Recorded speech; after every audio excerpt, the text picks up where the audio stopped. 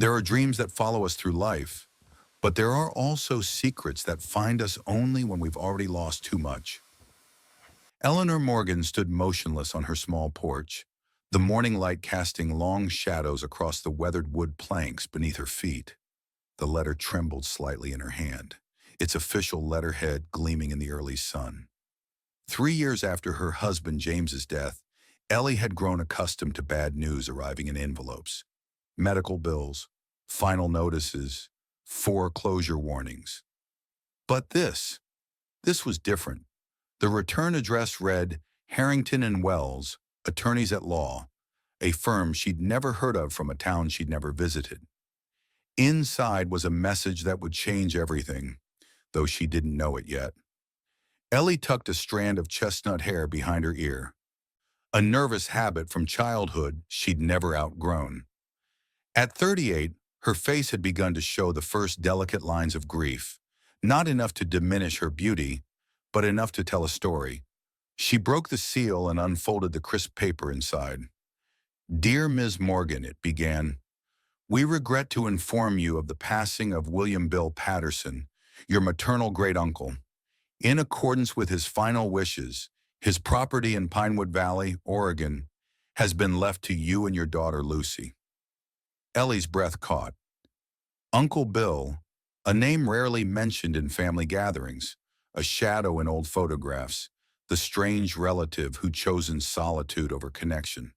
Her mother had spoken of him only in whispers, calling him the family's ghost. And now somehow he'd reached across time to find her. At the bottom of the letter, a handwritten note stood apart from the typed formality. "When the land runs dry, find the train. You'll understand when you see it." Inside their small kitchen, 12-year-old Lucy was preparing her school lunch, carefully cutting a sandwich into precise triangles the way her father had always done for her. Sunlight caught in her dark curls, so like James's that sometimes it made Ellie's heart ache just to look at her. "Mom?" Lucy glanced up, sensing the shift in the air. "What is it?" Ellie's fingers tightened around the paper. "We've inherited some property from your great-great-uncle Bill." "Uncle Bill? The one in those old pictures Grandma never talks about?" "The very same." Lucy abandoned her sandwich, curiosity lighting her intelligent eyes. "Where is it? What's it like?" "A place called Pinewood Valley. I don't know much else. Except," Ellie hesitated, rereading the cryptic note, "except it might be our second chance." Later that morning at Morgan's General Store, where Ellie had worked since James's accident, the news spread quickly through Oak Ridge's small community. Martha Henderson, 65 and formidable despite her diminutive stature, leaned across the counter while Ellie rang up her weekly groceries. "Pinewood Valley?" Martha's voice dropped to a concerned whisper. "Child, nobody's made a living there in decades. The soil's dead. Been that way since the war. Not even weeds grow right in that place." Ellie continued scanning items, her face carefully neutral. "It's free land, Martha. We don't exactly have options these days." "You've got community here," Martha insisted. "People who care."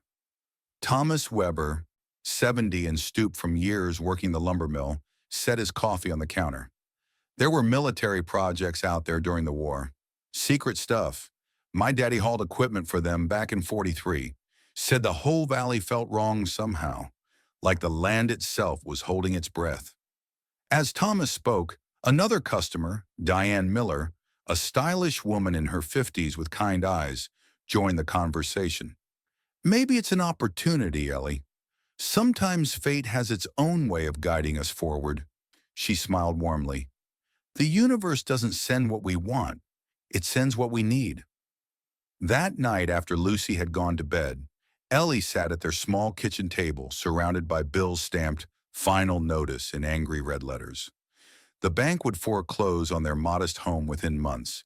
James's medical debt, combined with his family's betrayal, his mother Margaret had contested the will, claiming Ellie had manipulated her son, had left them with nothing but memories and obligations. In the dim light, Ellie noticed her old sketch pad gathering dust on the bookshelf. Once she dreamed of becoming an artist, of capturing the world's quiet beauty in watercolors and oils.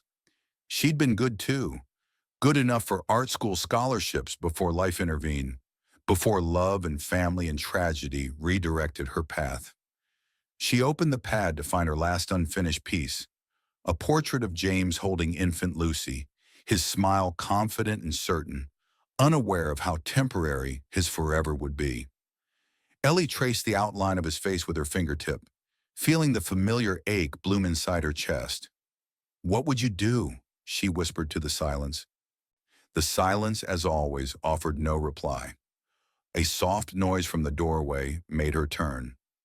Lucy stood there in oversized pajamas, looking both younger and older than her 12 years. "I couldn't sleep," she said simply, padding across the cool tile floor to join her mother.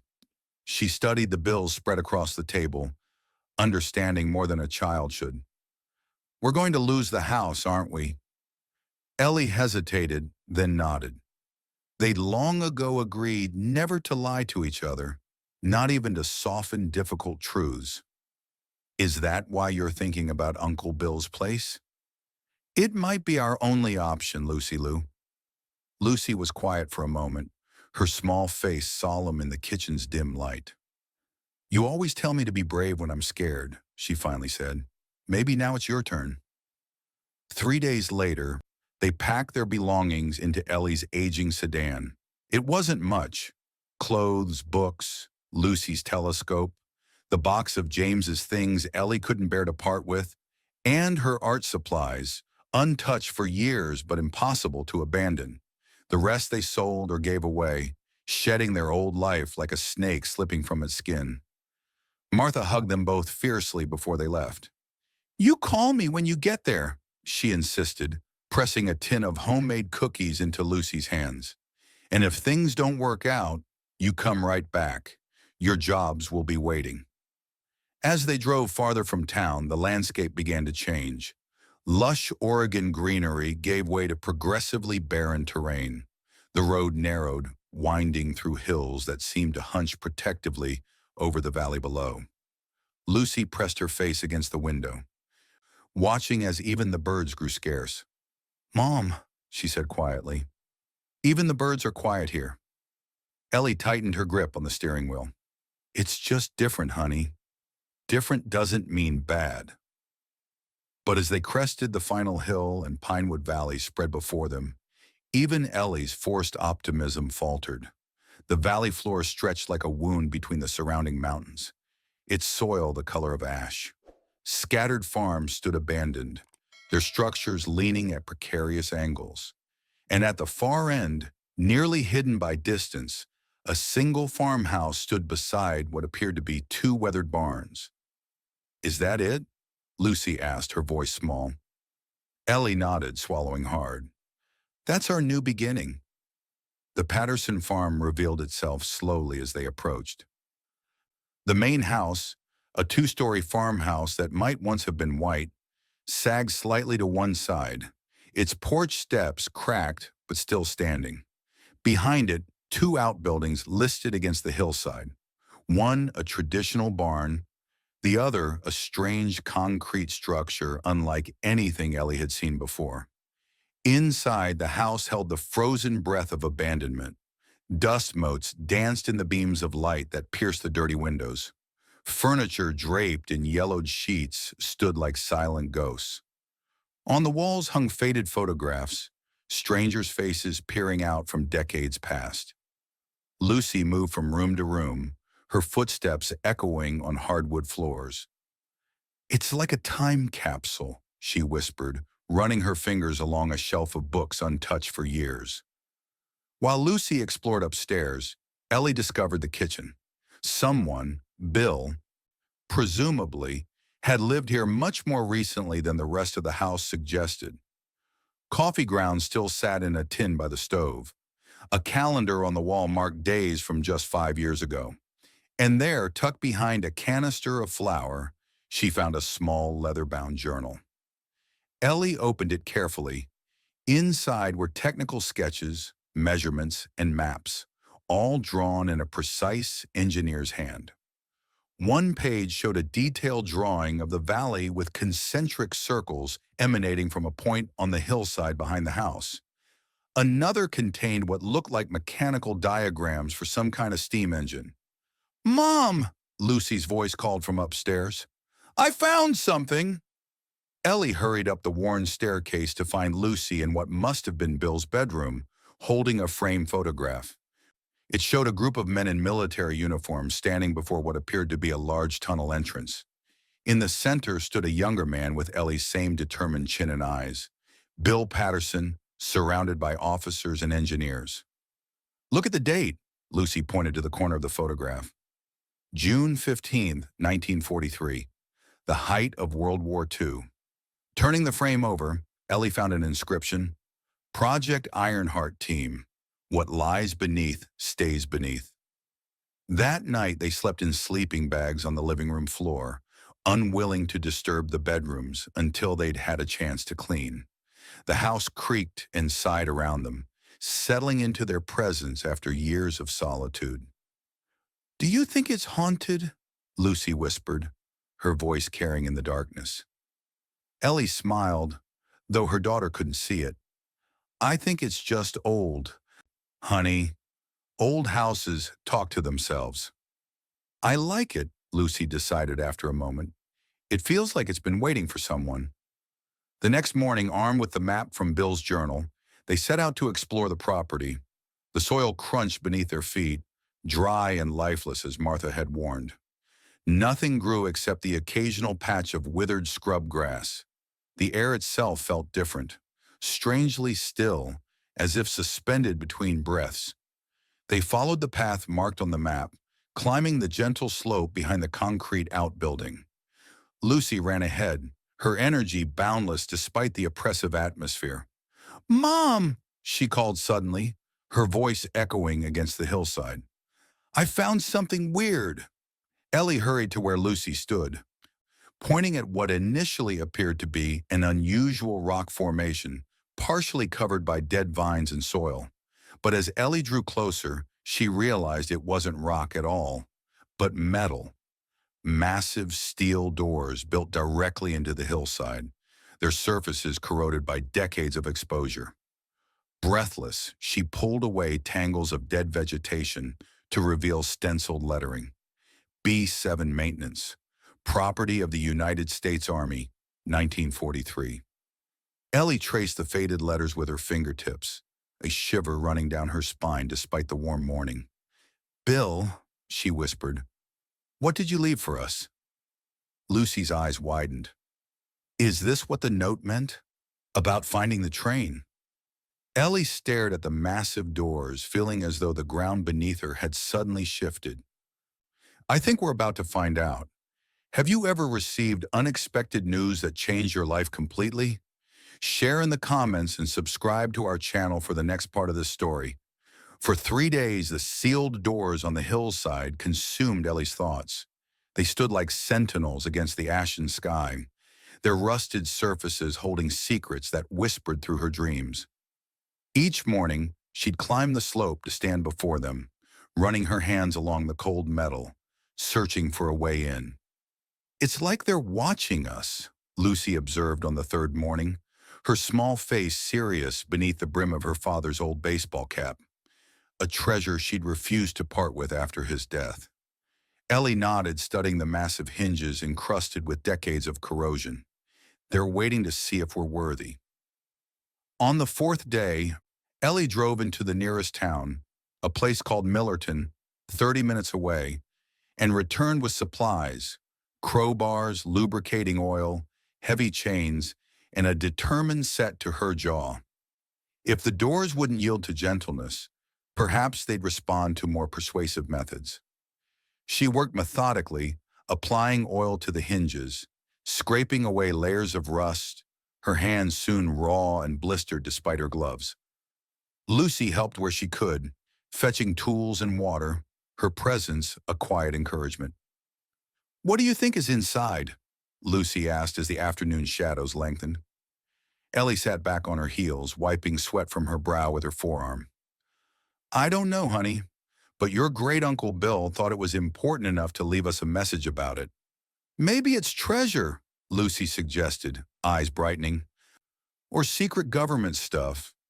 Ellie smiled tiredly. Maybe it's just an empty tunnel, but we won't know until we open it. When manual efforts proved insufficient, Ellie attached one end of a heavy chain to the left door and the other to her car's tow hitch. The engine strained, tires spinning in the dusty soil before finding purchase.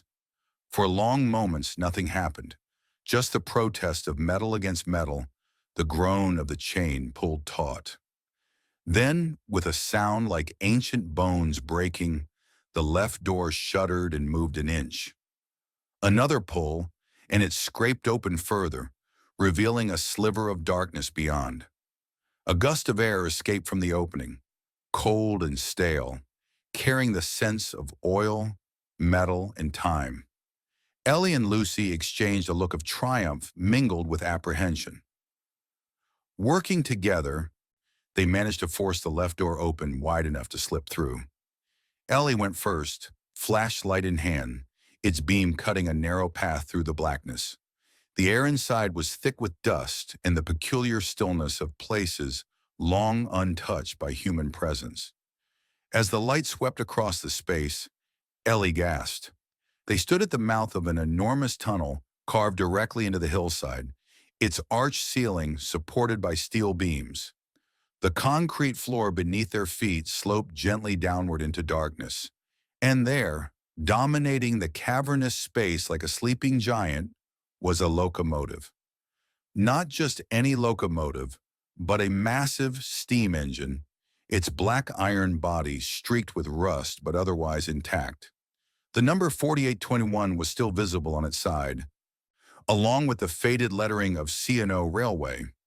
Tarnished brass fittings gleamed dully in the flashlight beam, and the great wheels stood frozen on a short stretch of track that disappeared into the tunnel's depths.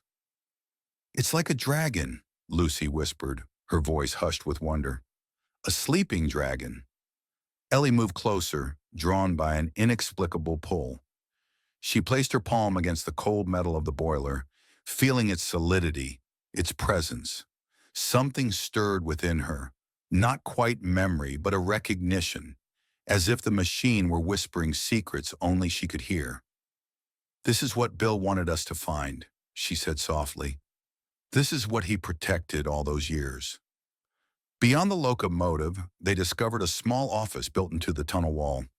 Inside, shelves lined with leather-bound logbooks chronicled decades of maintenance. Ellie pulled one at random and opened it carefully, coughing as dust billowed from its pages. June 3rd, 1952, she read aloud. Pressure test normal. Valve assembly replaced on forward drive. Awaiting parts for secondary system. At the bottom of the entry, a set of initials, WP. William Patterson, Lucy said. Ellie nodded, a lump forming in her throat. She ran her fingers over the initials, feeling suddenly and powerfully connected to this man she'd never known. They found more. Technical manuals, blueprints for modifications to the original engine design, and a series of photographs documenting the tunnel's construction. In one, Bill stood proudly beside the locomotive, much younger but unmistakable, his hand resting on the same spot where Ellie's had been moments before. On the back, someone had written, "The engine is more than a machine. It is the heart of the valley." As evening approached, they reluctantly left the tunnel, securing the door as best they could against intruders. Back at the house, Ellie sat at the kitchen table with Bill's journal open before her, studying the passages with new understanding. One entry caught her attention. The connection is undeniable. When she breathes, the earth responds. They called me mad, but I've seen it with my own eyes. The water flows when the wheels turn. Life follows the iron path. Lucy peered over her shoulder. What does he mean, Mom? Before Ellie could answer, the crunch of tires on gravel announced visitors, the first since their arrival. Through the kitchen window, she saw an old pickup truck pulling to a stop in the yard. Two men emerged, one elderly, perhaps 60, with a deeply lined face and suspicious eyes. The other younger, in his mid-30s, tall and broad-shouldered. Ellie stepped onto the porch to meet them, Lucy close behind her. "You're trespassing," the older man said without preamble, his tone gruff. Ellie straightened her spine. "Actually, I'm not. I'm Eleanor Morgan. This property belonged to my great-uncle, William Patterson. He left it to me." The man's eyes narrowed. "Bill Patterson's been dead 5 years. Nobody's had claim to this place since." "Well, somebody does now," Ellie replied evenly. "Me." The younger man stepped forward, placing a restraining hand on his companion's arm. "Dad, ease up." To Ellie, he said, "I'm Jake Harmon. This is my father, Richard. We own the next property over." His eyes, kinder than his father's, moved to the hillside behind them. "Looks like you've been busy up there." Richard followed his son's gaze, his expression darkening. "You opened it? Are you out of your mind, woman?" "Dad," Jake began, but Richard cut him off. "There's things buried in this valley that should stay buried," he snapped. "That tunnel was sealed for a reason." "What reason?" Ellie asked, her curiosity piqued by his obvious alarm. Richard's mouth tightened to a thin line. "Ask the families of the men who died when part of it collapsed. Ask why the military cleared out overnight. This land is cursed." "The only curse on this land is neglect," a new voice interjected. All four turned to see an elderly man making his way slowly up the drive, leaning heavily on a wooden cane. Despite his advanced years, late 70s at least, he carried himself with dignity, his back straight, his eyes clear and intelligent beneath bushy white eyebrows. "Stanley Coleman," he introduced himself, nodding to Ellie. "I worked with your uncle. Heard there was a Morgan woman at the old Patterson place." A smile creased his weathered face. "About time," Richard scowled. "Stay out of this, Stanley. You're as crazy as Bill was." "Crazy?" Stanley chuckled. "Is that what they're calling wisdom these days?" He turned to Ellie. "I was your uncle's assistant engineer. Worked on that locomotive with him for 15 years after the project was officially shut down." His eyes twinkled. "Bill always said someone would come who'd understand." Looks like he was right. Later that evening, after Richard and Jake had left, the former with a warning, the latter with an offer to help if needed, Stanley sat with Ellie on the porch, the gathering darkness wrapping around them like a blanket. "What exactly was my uncle doing here?" Ellie asked. "Everyone talks about him like he was some kind of eccentric recluse." Stanley gazed toward the hillside, his expression distant. "The official story was that the tunnel was part of a military transportation network, a way to move equipment without being detected from the air. But Bill discovered something else during construction." He leaned closer. "The tunnel intersected an ancient underground water system, natural aquifers that fed the entire valley. When they sealed it after the accident, they accidentally cut off the water flow. That's why nothing grows here," Ellie realized. Stanley nodded. "Bill figured it out years later. That locomotive, it wasn't just for transport.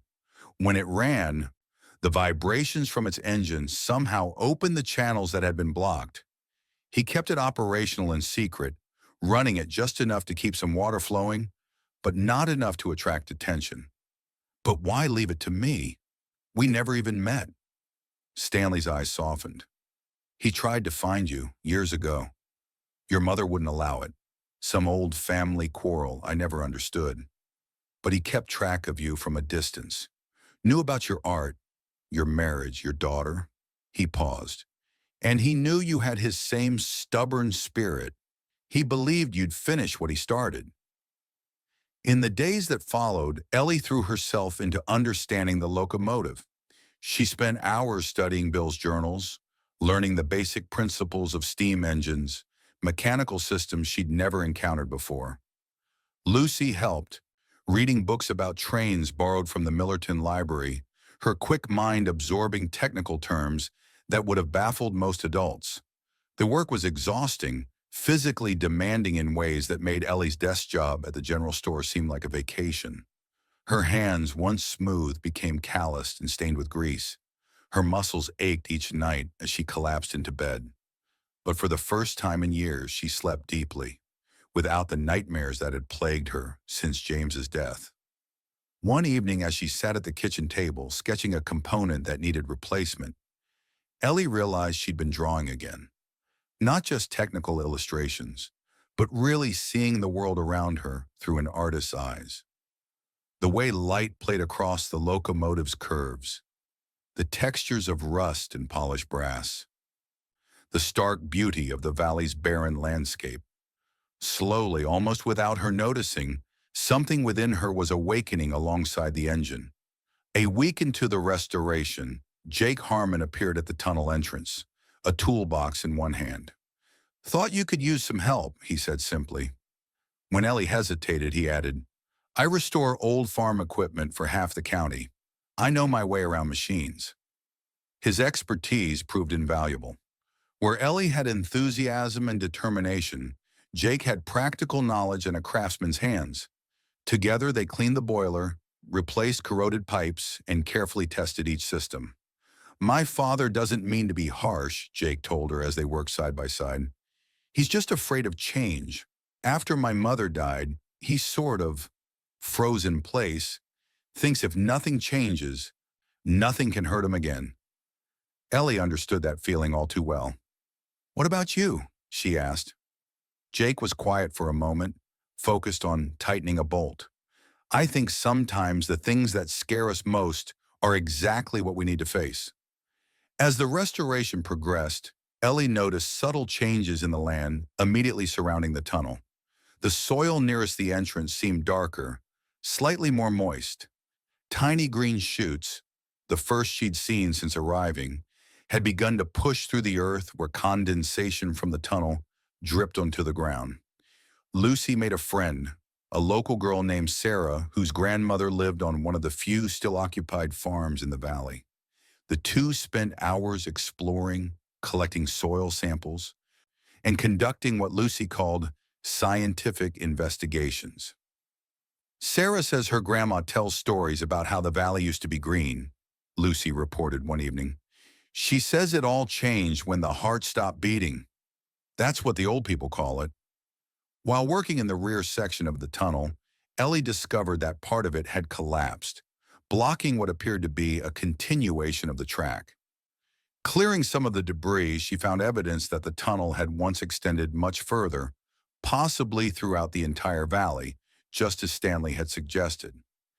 In Bill's office, she found detailed maps showing an underground network that resembled a circulatory system, the main tunnel forming a central artery with smaller passages branching outward beneath key points in the valley. At each junction was a small notation, "Aquifer Access Point." One rainy afternoon, while testing the locomotive's steam system, Ellie accidentally opened a release valve. A cloud of steam erupted from the engine with a deafening hiss, filling the tunnel momentarily before dissipating.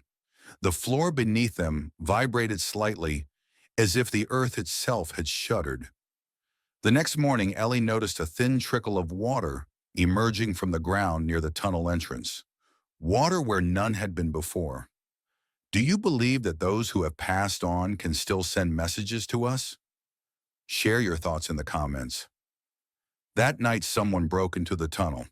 Ellie discovered it early the next morning. Tools scattered, a fuel line disconnected, and a crude message scratched into the locomotive's freshly cleaned side. "Leave it buried." "It had to be my father," Jake said when he saw the damage, his face dark with anger and shame. But Richard Harmon denied responsibility when confronted. "Wasn't me," he insisted, "but whoever did it had the right idea. You're messing with forces you don't understand, Morgan woman." The vandalism escalated.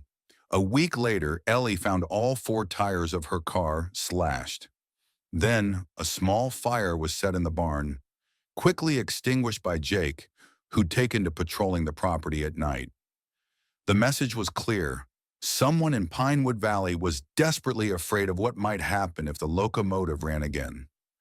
Lucy began having nightmares, waking in tears from dreams where the earth opened beneath her feet. Ellie considered giving up, returning to Oak Ridge where at least they'd be safe, even if homeless. But then she found another of Bill's journals, hidden behind a loose brick in the tunnel office. Its pages contained not technical notes, but personal reflections, a window into her uncle's soul. "I understand now why I was drawn here," he'd written. "Some are called to create, some to preserve. I was called to restore, to mend what was broken by men who saw only what could be taken, never what could be given. The heart of this valley still beats, however faintly.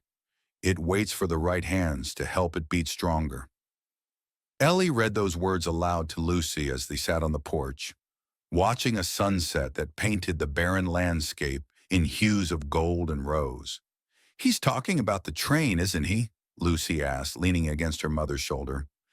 "I think he's talking about more than that," Ellie replied softly. "I think he's talking about faith, about believing something can live again, even when everyone else has given up." Lucy was quiet for a moment. "Like how you stopped painting after Dad died, but now you're starting again?" Ellie caught her breath, surprised by her daughter's perception. "Yes," she admitted, "something like that." The next day, as they worked on the final adjustments to the locomotive systems, Stanley appeared with a folder of yellow documents. "Military declassified these last year," he explained, spreading them across the workbench. "Thought you should see them." The papers detailed Project Ironheart, the Army's code name for the tunnel system. What had begun as a simple transportation network had evolved when engineers discovered the vast aquifer system beneath the valley. Subsequent reports documented how the vibration frequency of the steam engine had unexpectedly stimulated water flow through calcified passages in the rock. They realized they'd stumbled onto something revolutionary, Stanley explained, a way to access water in drought-stricken regions. But then the accident happened. 3 men died when a section collapsed. The military shut everything down, sealed the entrances. Official reason was safety, but what? Ellie prompted when he hesitated. Stanley's weathered face creased with old anger. Politics, water rights, powerful people who didn't want the technology made public because they were making fortunes controlling water access. He sighed heavily. Bill refused to let it die, stayed on as caretaker of abandoned government property, but really he was keeping the heart beating, just enough to sustain the land, not enough to draw attention. That evening, as Ellie made final preparations for the locomotive's first test run, she noticed Lucy sitting quietly on a workbench, her young face solemn. "What's wrong, honey?" she asked, setting down her tools. Lucy looked up, her eyes troubled. "Sarah's grandma says that when the heart starts beating again, everything will change. That people who've gotten used to the valley being dead won't know how to live with it being alive." Ellie knelt before her daughter. "Change is scary, even good change. But we can't keep something wonderful from happening just because some people are afraid of it."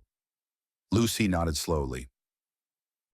"Like when you decided to start painting again, even though it made you sad about Dad at first." Ellie smiled, touched once more by her daughter's wisdom. "Exactly like that." After tucking Lucy into bed, Ellie returned to the tunnel alone. In the silence, illuminated only by work lights powered by a portable generator, the locomotive loomed like a slumbering beast ready to awaken. She ran her hands along its flank, feeling the cool metal beneath her fingertips, the latent power waiting to be unleashed. "I hope I'm doing the right thing, Bill," she whispered to the shadows. "I hope I'm the person you believed I was." As if in answer, she felt a subtle change in the air, a shift in pressure, a warming that seemed to emanate from the engine itself. For a fleeting moment, she could almost believe the machine was breathing. The sound of footsteps broke her reverie. Turning, she found Richard Harmon standing at the tunnel entrance, a shotgun cradled in his arms. "Can't let you do this," he said, his voice flat. Ellie stood her ground. "This isn't your decision to make, Mr. Harmon. You have no idea what you're messing with," he insisted, taking a step forward. "That thing stays dormant, or so help me." "Or what, Dad?" Jake's voice cut through the tension as he emerged from the shadows behind his father. "You'll shoot her? Is that who you've become?" Richard's grip on the shotgun tightened.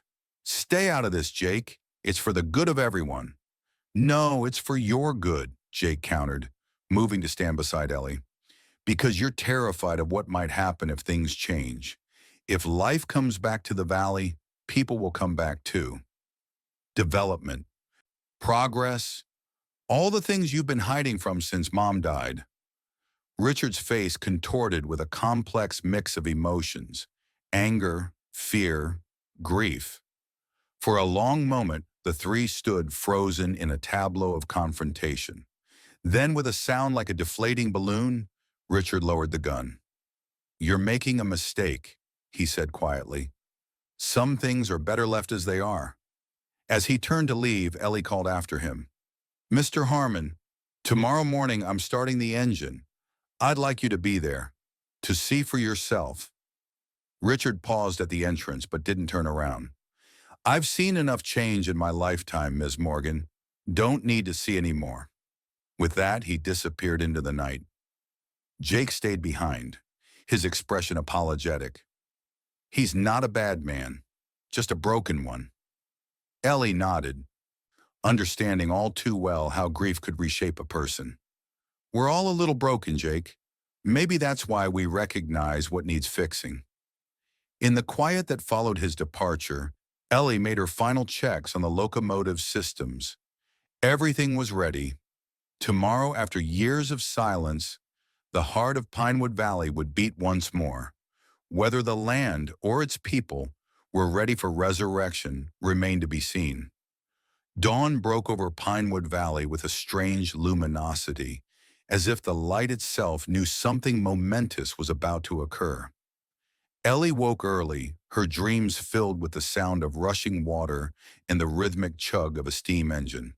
For a moment, lying in the stillness of her bedroom, she could almost believe she'd imagined everything: the inheritance, the tunnel, the sleeping locomotive waiting to awaken. But the calluses on her hands and the smell of machine oil that clung to her clothes told a different story. This was real, all of it. Lucy was already awake, sitting at the kitchen table with intense concentration as she drew detailed diagrams of the locomotive's steam system. At 12, she'd absorbed technical knowledge that would impress engineers 3 times her age. But more than that, she'd embraced their new life with a courage that humbled Ellie daily. "Today's the day," Lucy said, looking up with eyes bright with anticipation. "Are you nervous?" Ellie poured herself coffee, buying time to steady her voice. "A little," she admitted. "It's a big responsibility." "Uncle Bill wouldn't have left it to you if he didn't think you could handle it." Ellie smiled at her daughter's unwavering faith. "When did you get so wise?" "Probably around the time you got so brave," Lucy replied simply. By mid-morning, a small crowd had gathered near the tunnel entrance. Word had spread through the valley's scattered inhabitants, some curious, others apprehensive about what the day might bring. Stanley Coleman arrived early, dressed in what Ellie suspected might be his Sunday best, his white hair neatly combed, his eyes gleaming with suppressed excitement. "I've waited decades for this day," he told her, his voice thick with emotion. "Bill should be here to see it." "Maybe he is, in his way," Ellie suggested gently. Sarah came with her grandmother, Martha Davis, a tiny woman with silver hair and hands gnarled from years of working unyielding soil. Martha studied the open tunnel doors with rheumy eyes that had seen the valley in better days. "Used to be you could grow anything in this soil," she told Ellie. "Sweet corn tall as a man's shoulder. tomatoes big as your fist. Then the water went away, and everything died but the memories. Jake arrived next, having convinced several neighboring farmers to attend despite their misgivings. Conspicuously absent was Richard Harmon, though no one seemed surprised by this. As 10 o'clock approached, the time Ellie had chosen for the first test, she gathered everyone a safe distance from the tunnel entrance.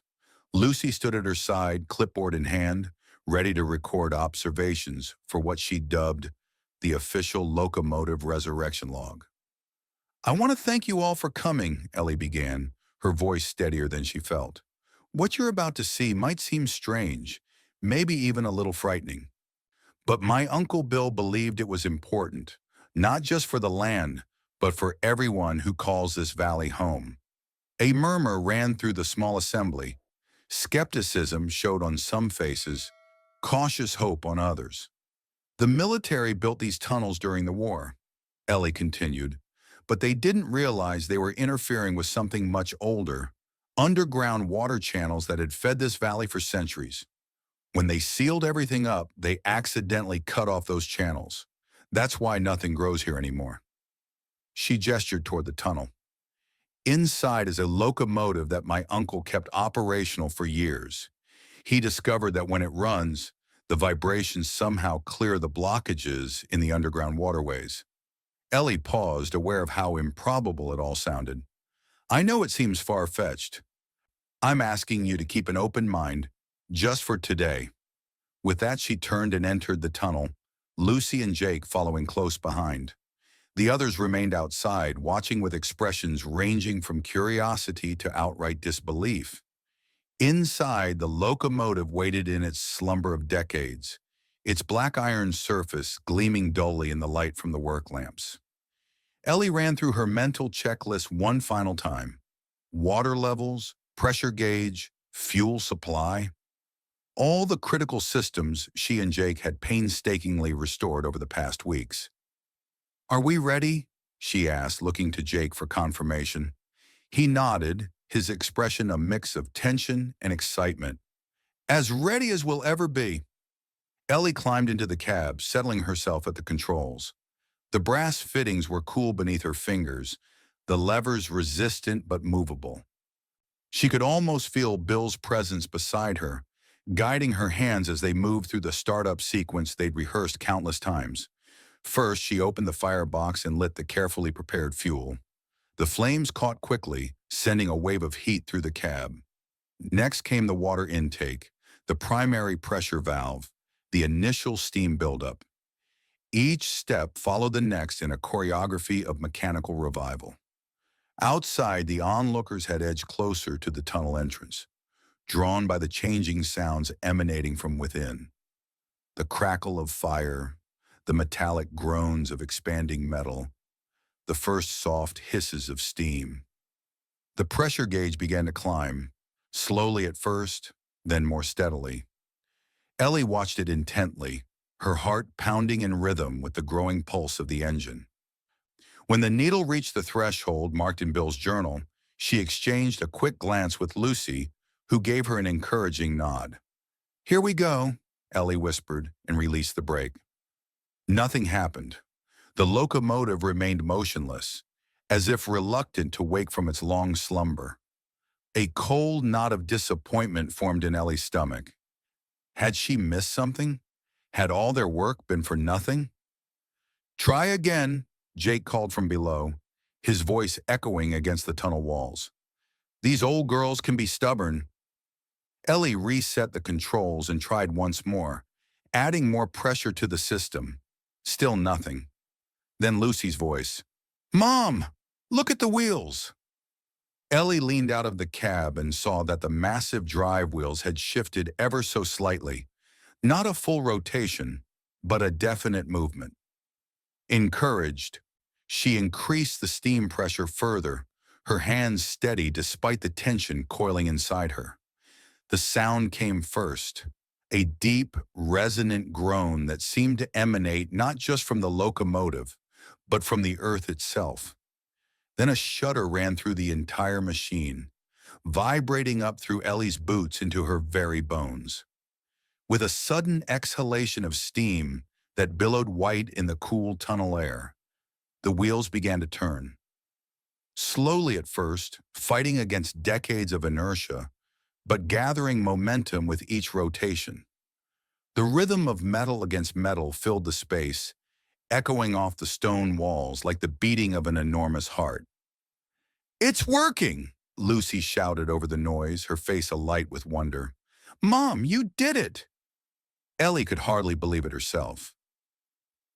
The locomotive was moving, creeping forward along the short stretch of track, its massive form vibrating with renewed life.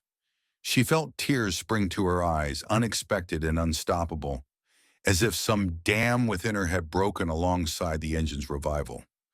Outside, the gathered crowd watched in astonished silence as the nose of the black locomotive emerged from the tunnel, steam billowing around it like the breath of some primordial creature. Sunlight gleamed off its polished surfaces, transforming rust and grime into a patina of dignified age. And then, as the engine fully cleared the tunnel entrance, Ellie pulled the whistle cord. The sound that erupted was unlike anything Pinewood Valley had heard in generations.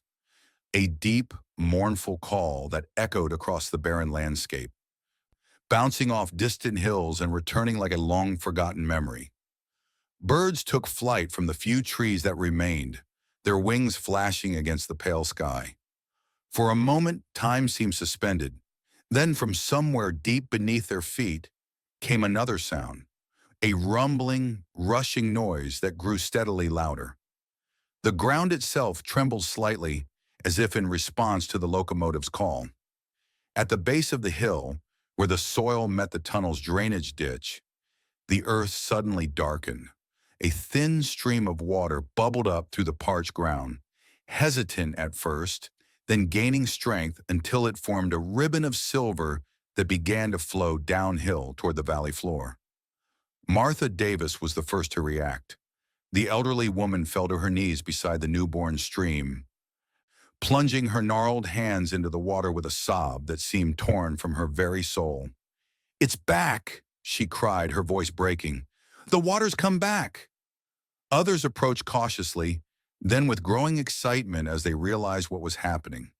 The water continued to flow, picking up speed and volume as it carved a channel through soil that hadn't felt moisture in decades.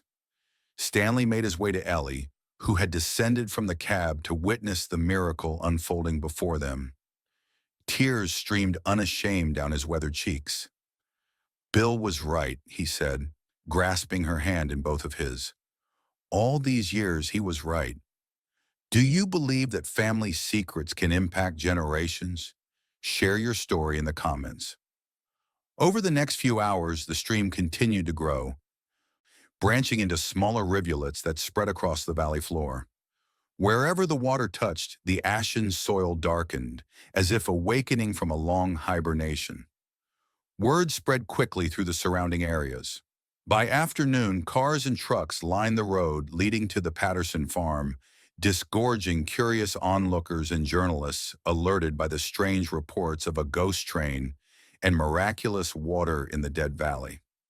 Among the new arrivals was Richard Harmon. He stood apart from the celebration, watching with an unreadable expression as the water reached the edge of his property, seeping into the dusty fields he'd long ago abandoned as unworkable.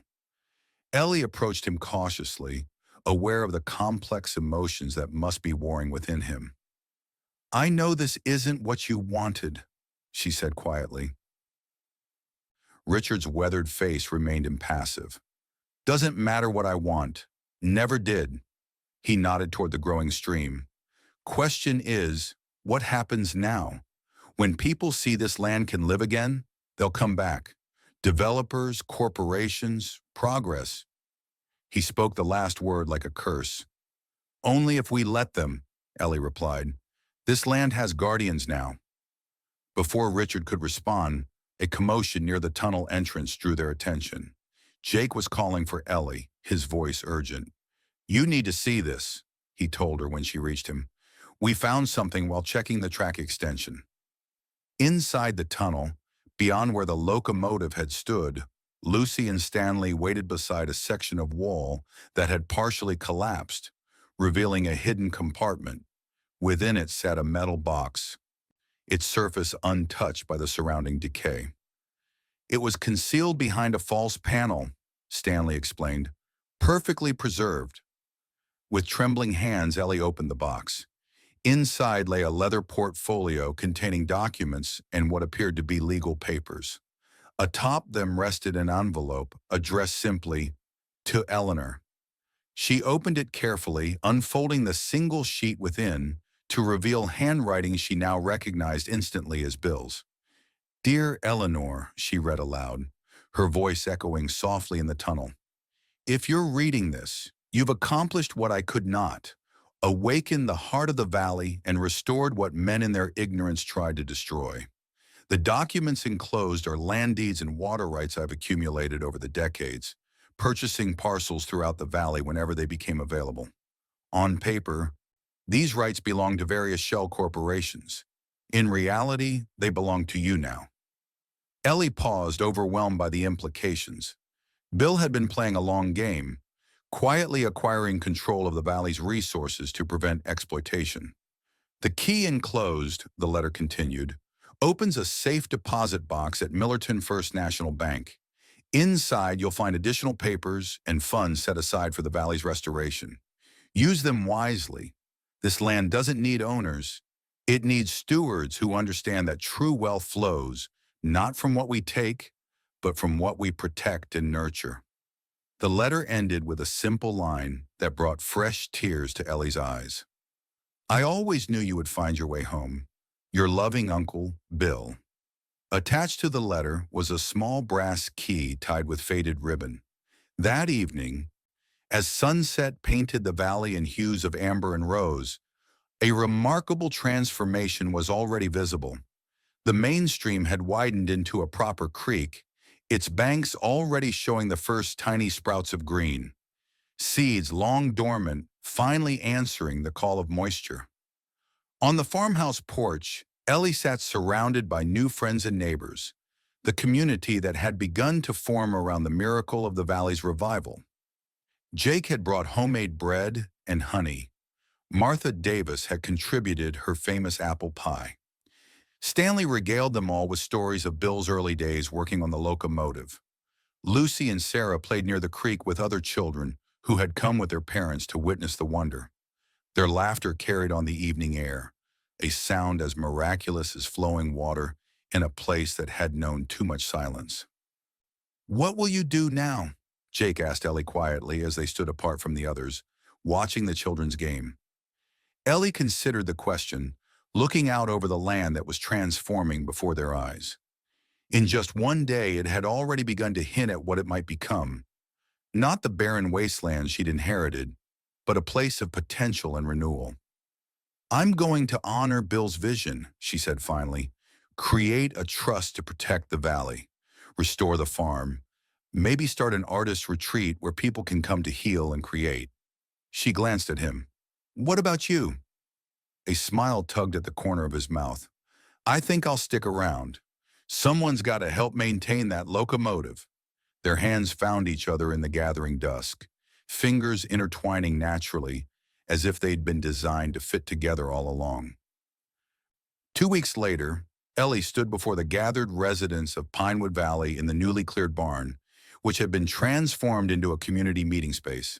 Maps and architectural renderings covered the walls. Plans for sustainable water management, organic farming cooperatives, and restoration of the valley's natural ecosystems. "The Pinewood Valley Restoration Trust," she announced, "will hold the land and water rights in perpetuity, ensuring that what happened here can never happen again.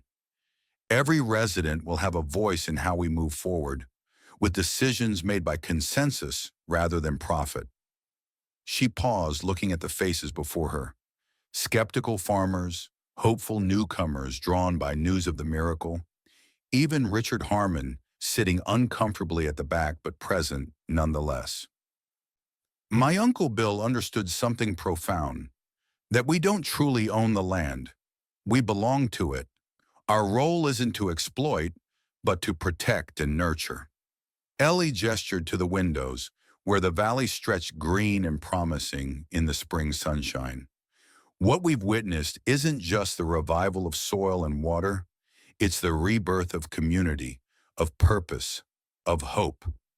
The plan was approved unanimously. Richard Harmon was the last to raise his hand, his expression still guarded, but softening around the edges. Later, he approached Ellie privately. "I was wrong about you," he admitted gruffly, "and about what this place needed." He hesitated, then added, "Jake's happier than I've seen him since his mother died. Guess sometimes change isn't all bad."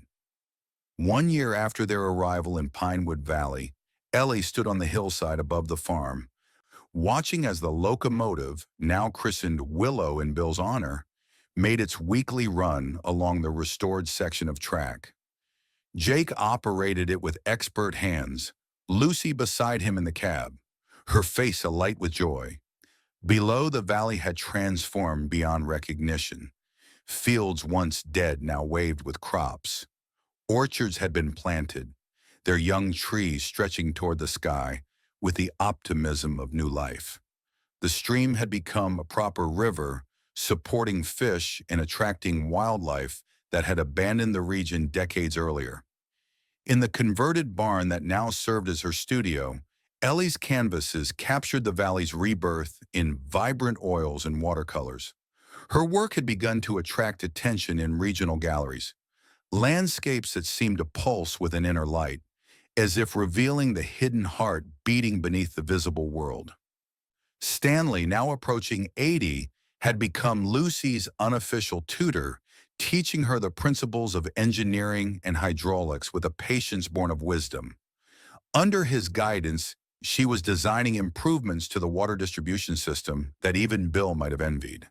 And in the evenings, when work was done and Lucy was absorbed in her studies, Ellie and Jake would often walk along the river, their conversation flowing as naturally as the water beside them.